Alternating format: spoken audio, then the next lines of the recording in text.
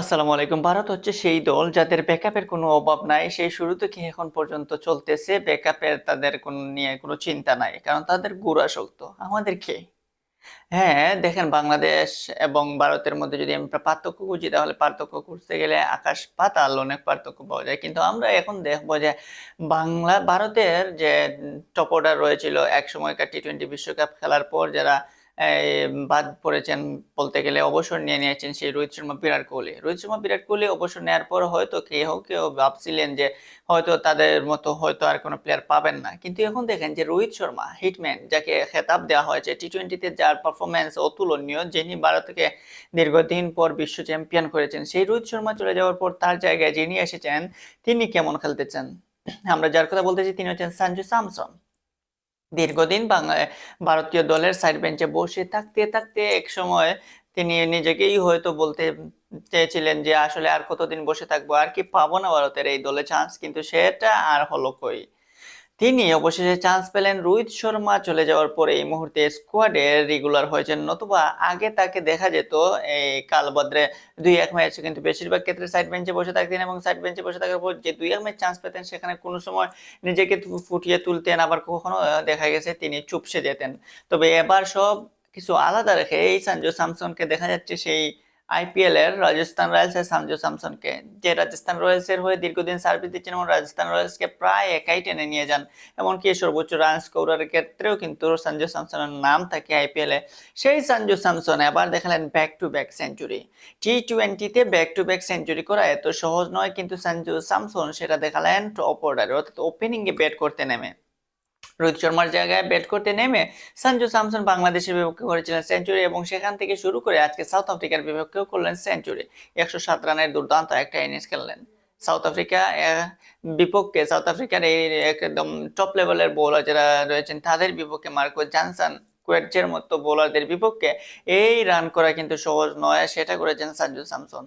দীর্ঘদিন থেকে খেলে যাচ্ছেন, কিন্তু যথাসময়ে যখন যে সময় তার সুযোগ পাওয়ার কথা ছিল সেই সময় তিনি পান নাই। অবশেষে তিনি সুযোগ পেয়েছেন এবং সেটা কাজে লাগাচ্ছেন। ক্যারিয়ারে প্রায় 30+ টি-20 ম্যাচ খেলে ফেলেছেন এবং সেখানে দেখবেন 2টা, আজকে সহ প্রায় 3 সেঞ্চুরি রয়েছে। এই ব্ল্যাক ডায়মন্ড আসলে ভারতের জন্য অনেক বড় কিছু। কারণ তিনি যেভাবে নিজেকে মেলে ধরছেন, এই মুহূর্তে যেভাবে ভারতের টপ অর্ডারকে টেনে নিচ্ছেন, জয়সওয়ালের সাথে যেভাবে নিজেকে জুটি করে নিজেকে যেভাবে টি-20তে ফিক্সড করতে চাচ্ছেন, আসলে পরবর্তী প্রজন্মের যে যা বা অন্যান্য যারা টি-20 ব্যাটার রয়েছে ভারতের, কেএল রাহুল থেকে ধরে ঈশান কিষান, প্রত্যেকেই কিন্তু এখন হয়তো নিজেদেরকে নিয়ে চিন্তা করবেন যে আসলে ভারতের টি-20 দলে টপ অর্ডারে ওপেনিং এ সঞ্জু স্যামসনের পরিবর্তে অন্য কাউকে কি সিলেক্টররা দেবে, নাকি গৌতম গম্ভীর যে সঞ্জু স্যামসনের উপর ভরসা করেছেন সেই সঞ্জু স্যামসনের উপর ভরসার হাতটা এখনো রাখবেন।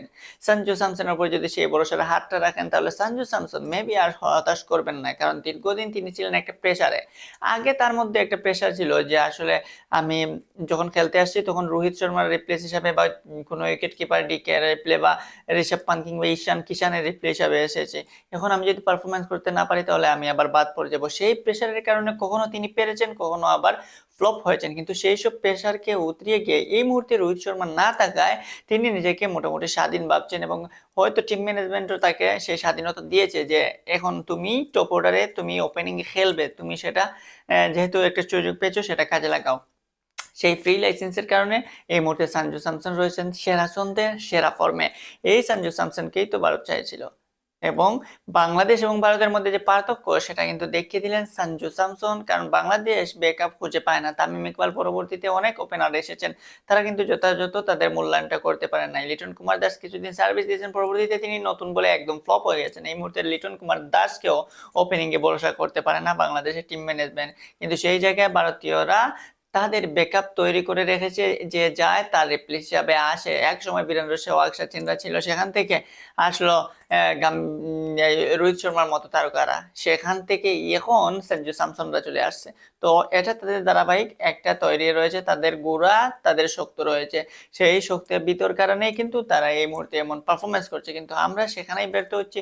আশা করি আমরাও এটা থেকে দ্রুত কামব্যাক করবো এবং সঞ্জু স্যামসনের জন্য রইল শুভকামনা। এভাবে যদি তিনি খেলতে থাকেন হয়তো ভবিষ্যতে ভারতের অন্যতম শক্তিশালী একটা পিলার হয়ে থাকবেন তাদের ভারতীয় স্তম্ভে।